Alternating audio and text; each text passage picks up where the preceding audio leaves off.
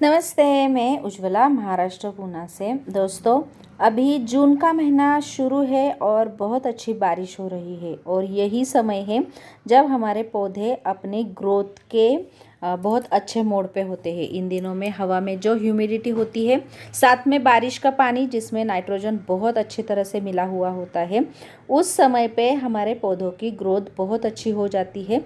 अगर इस समय में हमने उनको कुछ अच्छे वाले खाद प्रोवाइड किए या फिर पोषक तत्व जो उनको आवश्यक है वो प्रोवाइड किए तो इनकी ग्रोथ बहुत अच्छी हो जाएगी। ये फल और फूल बहुत अच्छी मात्रा में दे देंगे और खुद भी अपनी ग्रोथ अंदर से अच्छी कर लेंगे, मजबूत हो जाएंगे। आप ये देख सकते हैं, सब्सक्राइबर बहुत ही कम है हमारे। वीडियो देख के सब्सक्राइब नहीं किया जाता। प्लीज़ वीडियो को सब्सक्राइब कीजिएगा ताकि ये सब टॉपिक आपको समझ में आ जाए। तो आज हम हमारे सभी पौधों को खाद देने वाले हैं और खाद देने के लिए मैंने ये किचन वेस्ट कंपोस्ट लिया है। आपको पता है हम किचन वेस्ट कंपोस्ट घर पर ही बनाते हैं और कैसे बनाते हैं उसका वीडियो चैनल पर अवेलेबल है। तो ये गिन के मैं ले रही हूँ ये किचन वेस्ट कंपोस्ट, ताकि मेरे सारे पौधों को जितना मैं देती हूँ उतना मैं ले सकूँ और इसमें जो भी बाकी खाद की मात्रा में मिलाने वाली हूँ वो कम ज़्यादा ना हो जाए। बिल्कुल सही मात्रा में खाद हमें मिलानी बहुत आवश्यक है ताकि उतने ही पोषक तत्व उनको मिलते रहे। तो ये 10 डिब्बे मैं इस किचन वेस्ट कंपोस्ट के ले रही हूँ। आप चाहे तो आपके पौधों के अनुसार उतनी क्वांटिटी ले सकते हैं। मुझे ये 10 डिब्बे काफ़ी होते हैं इन सारे पौधों के लिए। किचन वेस्ट कंपोस्ट या फिर काउडंग कंपोस्ट या फिर वर्मी कंपोस्ट, आप कोई भी कंपोस्ट ले सकते हैं। आपके यहाँ पे जो अवेलेबल है वो कंपोस्ट, हर कंपोस्ट में सभी पोषक तत्व कम अधिक मात्रा में मौजूद होते हैं। ज़्यादातर नाइट्रोजन भी होता है जो पौधों को अच्छी ग्रोथ के लिए बहुत आवश्यक होता है। तो मैं हमेशा किचन वेस्ट कंपोस्ट ही यूज़ करती हूँ, इसलिए मैंने वही लिया है। अब इस किचन वेस्ट कंपोस्ट में मैं मिलाने जा रही हूँ रॉक फॉस्फेट। ये 10 डिब्बे मैंने कंपोस्ट के लिए हैं और ये रॉक फॉस्फेट का एक पूरा डिब्बा मैं लेने वाली हूँ।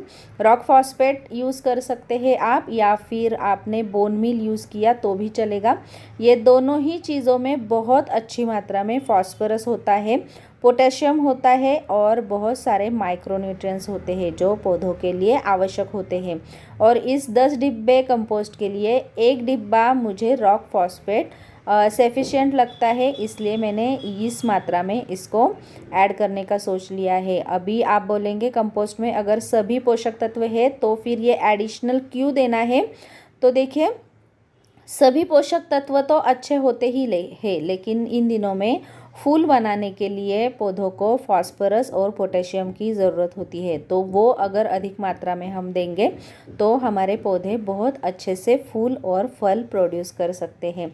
अब इसमें मैं 2-3 चम्मच माइक्रोन्यूट्रिएंट पाउडर मिक्स करने वाली हूँ। अगर ये पाउडर आपके पास नहीं है तो आप स्किप भी कर सकते हैं, इसकी कोई ज़रूरत नहीं है, क्योंकि इन दो चीज़ों में मतलब कि कंपोस्ट और रॉक फॉस्फेट में माइक्रोन्यूट्रिएंट अवेलेबल ही है, लेकिन फिर भी थोड़ी सी एडिशनल हो कुछ, इसलिए मैं मिक्स कर रही हूँ। आपने ये स्किप किया तो भी चलेगा। इतना डिब्बा भर के मैंने थोड़ा ये माइक्रोन्यूट्रिएंट पाउडर इसमें ऐड कर दी है। अब इसमें मैं मिलाने जा रही हूँ इप्सम सॉल्ट। इप्सम सॉल्ट तो आप किसी भी खाद के साथ मिला सकते हैं। इसमें बहुत अच्छी मात्रा में मैग्नीशियम और सल्फेट होता है जो हमारे पौधों के पत्तों को हरा बनाता है। इसमें बहुत अच्छे से फोटोसिंथेसिस का काम अच्छा हो जाता है। पौधे जितने हरे भरे होंगे उतने ही वो खाना अच्छी तरह बना सकते हैं। उतनी ही मात्रा में मैंने ये इप्सम सॉल्ट लिया है जितनी मात्रा में मैंने माइक्रोन्यूट्रिएंट पाउडर ली है। ज़्यादा कुछ इसमें मिलाने की ज़रूरत नहीं है। ये दो चीज़ें मिलाई तो भी चलेगा, और अगर आप स्किप करना चाहते हैं ये दो चीज़ें तो स्किप भी कर सकते हैं। कंपोस्ट और सिर्फ नीम खली भी आप मिला के पौधों को इन दिनों में दे सकते हैं। इस पूरे जो तैयार होगा मिक्सचर उसका 10वां हिस्सा नीम खली आपको मिलानी है। आप नीम खली को स्किप नहीं कर सकते हैं, नीम खली आपको मिलानी ही है। बाहर मौसम बहुत ही मॉइस्चर वाला है और इन दिनों में पौधों को कीड़े लगने का डर लगा रहता है। तो अगर मिट्टी में हमने ये नीम खली मिलाई तो पौधे की जड़ें मजबूत हो जाएगी और बाहर से जो उन पर अटैक होगा उसके लिए पौधा हमेशा तैयार रहेगा, उसका बहुत ज़्यादा नुकसान नहीं होगा। क्योंकि पेस्ट के लिए तो हम ऊपर से स्प्रे वगैरह करते ही है, लेकिन अंदर से पौधा स्ट्रांग हुआ तो ऐसे अटैक से वो जल्दी से ख़राब नहीं हो जाएगा। तो आप कंपोस्ट और नीम खली ये 2 चीज़ें तो बिल्कुल ही देंगे, आप इसमें से कोई भी स्किप नहीं कर सकते हैं। अब इस मिक्सचर को हमें अच्छे से मिला देना है और ये जो डिब्बा मैंने लिया है इसका सिर्फ 1/4 ही हिस्सा हम हमारे एक प्लांट में दे सकते हैं। मतलब कि 2 मुट्ठी 10 से 12 इंच तक के गमले में आप दे सकते हैं। आपका पौधा 10 से 12 इंच के गमले में है तो 1.5 से 2 फीट तक लंबा है, तो उसको इतनी खाद की ज़रूरत है। अगर आपके पौधे छोटे हैं तो आप इसकी मात्रा कम भी कर सकते हैं और बड़े हैं तो इससे ज़्यादा मात्रा में भी दे सकते हैं। लेकिन 10 से 12 इंच के पौधे के लिए 2 मुट्ठी इतना ये आइडियल मेजरमेंट आप हमेशा ध्यान में रखिएगा। अगर आपके पास इन दिनों में कोई भी कंपोस्ट नहीं है, आप नए गार्डनर हैं, तो आप ये देख सकते हैं, ये केले के छिलके हैं। केले को खाने के बाद हम ये छिलके फेंक देते हैं, तो हमें ये फेंकने नहीं है। इन केलों के छिलके में बहुत सारा पोटेशियम होता है। इसका लिक्विड फर्टिलाइज़र भी बना के हम अपने पौधों में देते हैं। आपने अगर मेरे पुराने वीडियो देखे हैं तो आपको पता है बनाना पील फर्टिलाइज़र कैसे बनाते हैं और उसको और असरदार बनाने के लिए क्या क्या मिक्स करते हैं, इसके बारे में वीडियो आप ज़रूर देखिएगा अगर नहीं देखा है तो। अभी अगर आपके पास कंपोस्ट नहीं है तो आप ये केले के छिलके अपने पौधे के मिट्टी में दे सकते हैं। केले के छिलकों का कभी भी स्प्रे नहीं करना है, केले के छिलके ऐसे ही आप मिट्टी में दे सकते हैं।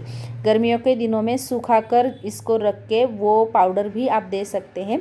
जब भी आप केले के छिलके मिट्टी में देंगे तो एक छोटा सा गड्ढा बनाना है और उसमें केले के छिलके डाल के मिट्टी से आपको पूरी तरह से ढक देना है। केले के छिलके बिल्कुल भी खुले नहीं रखने हैं, नहीं तो उसमें फंगस हो जाएगी और हमारे पौधों को वो नुकसान दे सकती है। तो अभी मेरे पास ये हिबिस्कस के 2 प्लांट है और ये जो ग्रीन वाली क्रॉसेंड्रा है अबोली, उसमें मैं ये केले के छिलके ऐसे मिट्टी में दबा रही हूँ। आप भी आपके यहाँ पे जो भी फूलों वाले पौधे हैं इनमें ये केले के छिलके दे सकते हैं।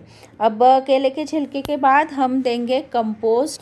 हमने जो भी मिक्सचर तैयार कर दिया है कंपोस्ट का उसे हम देने वाले हैं।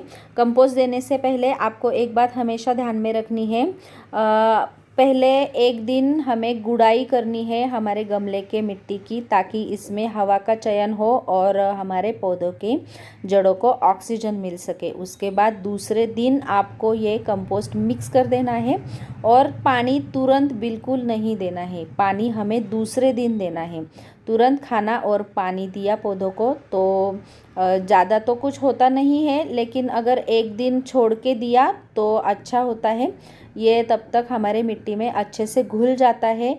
मिट्टी में जो भी नमी होती है उसमें वो अपने आप को एडजस्ट कर लेता है। और पौधे के मिट्टी में, गमले के मिट्टी में किस तरह से खाद दी जाती है इसके बारे में मेरा एक वीडियो है, आप चाहे तो उसे भी दे सकते हैं।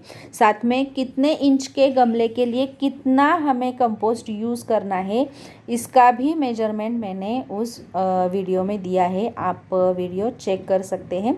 अभी देखिए मेरे इन सभी पौधों में मैं ये कंपोस्ट मिक्स कर रही हूँ और पानी में इसको अगले दिन दूंगी। तो कैसे लगा आपको ये वीडियो?